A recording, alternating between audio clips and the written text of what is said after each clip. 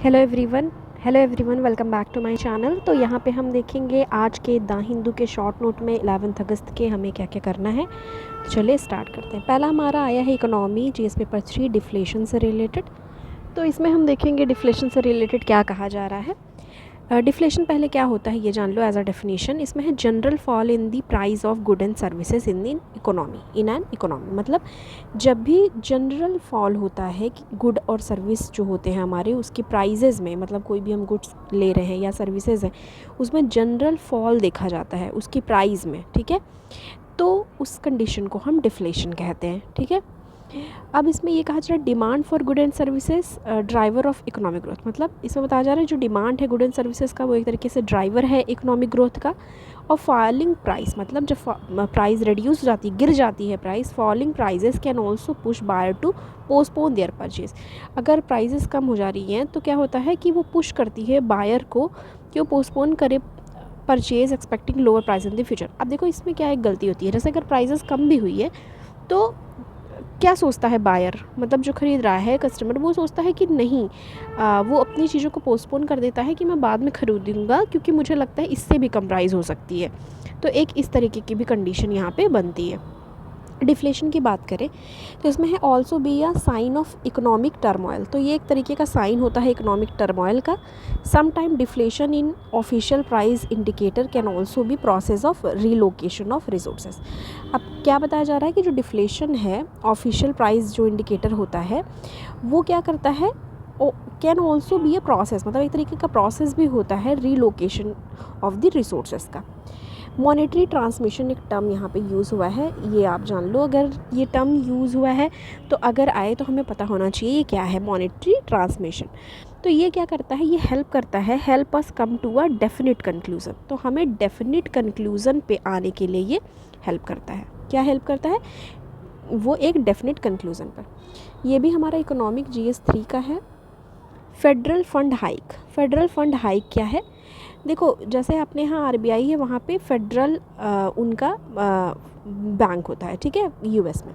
तो federal fund hike की बात करें तो इसमें कहा जा रहा है फेडरल ओपन मार्केट कमेटी, एक है FOMC, federal open market committee targeted, मतलब किस चीज़ को टारगेट कर रही है, FFR फेडरल फंड रेट, जो कि राइज़ हुआ है कितना, मतलब राइज़ करने की बात वो कर रहे हैं। मतलब जो FOMC है फेडरल ओपन मार्केट कमेटी, उन्होंने टारगेट किया है कि वो जो फेडरल फंड रेट है उसको रेज़ करेंगे, बढ़ाएंगे 5.2 से 5.5% तक, जो कि 25 बेसिस पॉइंट होगा वो इंक्रीज़ करेंगे। और पुट रेट है 21 ईयर्स हाई। अब इससे क्या होगा, 21 ईयर हाई देखा, मतलब ये रेट को 21 ईयर हाई हो सकता है पहुंचा देगा, ठीक है। अब ये जो डिसीज़न इन्होंने लिया है FOMC ने, वो किस चीज़ के लिए लिया है, रिड्यूस करने के लिए इन्फ्लेशन को 2%, मतलब 2% इन्फ्लेशन को रिड्यूस करने के लिए इन्होंने ये डिसीज़न लिया है, मतलब इनका एम इसके पीछे यही है।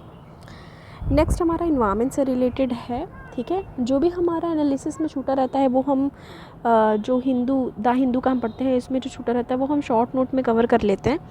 तो इन्वायरमेंट में आया है wild life institute of India and national tiger reserve authority.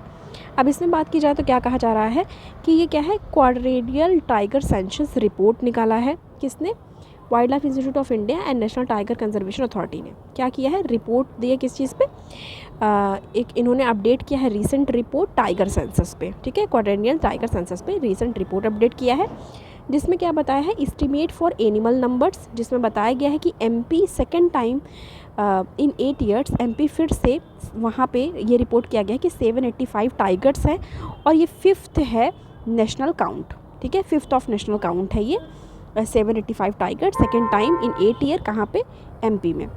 50% rise in tiger, 50% बढ़े हैं tiger. Only in Bihar has less than 10%, तो बिहार में ओनली लेस देन 10% है MP के टाइगर्स के। लास्ट 2 डिकेड ये देखा गया है कि MP ने री इंट्रोड्यूस किया है स्पेसीज़ को, जैसे कि बारासिंघा जिनको स्वाम्प डियर कहते हैं इंग्लिश में, और न्यू हैबिटेट जैसे कि सतपुड़ा और बांधवगढ़ में देखे गए।